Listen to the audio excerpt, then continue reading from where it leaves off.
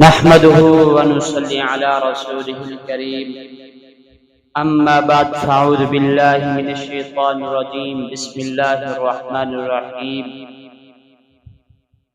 آج ہم آپ کے سامنے رزق میں ترقی کے لیے ایک عمل، ایک وظیفہ آپ کے سامنے پیش کرتے ہیں۔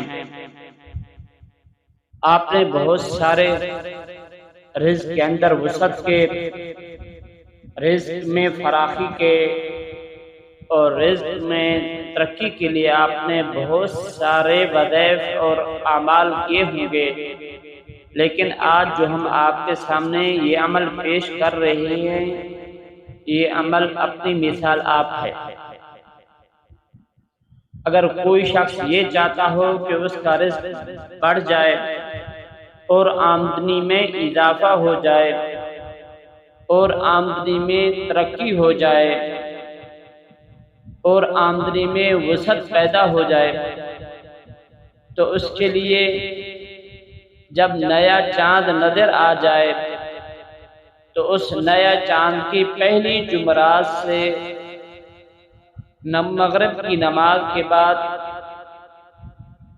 3 دفعہ درود ابراہیمی پڑھیں اور اس کے بعد سورۃ اعراف آیت نمبر 10 101 بار پڑھیں۔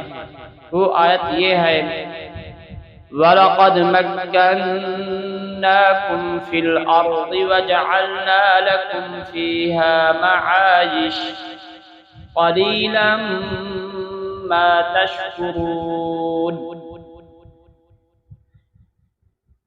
جب نیا چاند نظر آ جائے تو نیا چاند کی پہلی جمعرات کو بعد نماز مغرب اول آخر 3 دفعہ درود شریف پڑھیں اور اس کے بعد یہی آیت جو آپ کے سامنے تلاوت کی گئی ہے، اس آیت کو پڑھیں 101 بار۔